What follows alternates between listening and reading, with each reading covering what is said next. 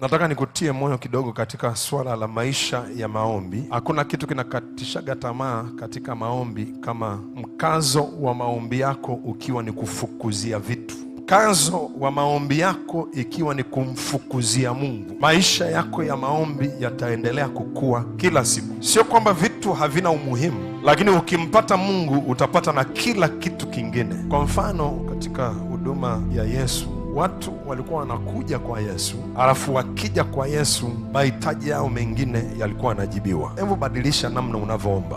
Maombi yako yawe ni maombi ya kumtafuta Mungu, tafuta kumjua Mungu zaidi, unatafuta kukua katika Mungu, alafu utaona hivi vitu vingine ambavyo unavihitaji, jinsi Mungu tu atakavyokuwa anaviachilia bila hata wewe kuomba. Bwana Yesu asifiwe. Wamtafutao Bwana hawatahitaji kitu chochote kilicho chema, na ukimtafuta Bwana hutahitaji kitu chochote kilicho chema, kwa sababu Mungu anajua unachohitaji katika kumtafuta yeye. Hivyo vitu vyema unavyovihitaji vitazidishwa tu na kuongezwa katika maisha yako. Sasa maisha yako ya maombi yakiwa yako kwenye vitu tu, ndio maana unachokaga kuomba. Ndio maana utaomba tu ukiwa na uhitaji, mahitaji yakiwa hayapo, basi uombi tena, unasubiri shida nyingine ndio uombe, kwa sababu mahitaji hata kama unayaomba, unachofanya kwa kweli unasumbuka, na masumbufu yanachosha, lakini hamna kitu kinahuishaga kama kumtafuta Mungu. Unamtafuta na unamuona. Kwa mfano, Waebrania 11:6 anasema pasipo imani haiwezekani kumpendeza Mungu, maana yeye ajaye kwa Mungu lazima kwanza aamini kwamba Mungu yupo na kwamba huwapa thawabu wale wamtafutao.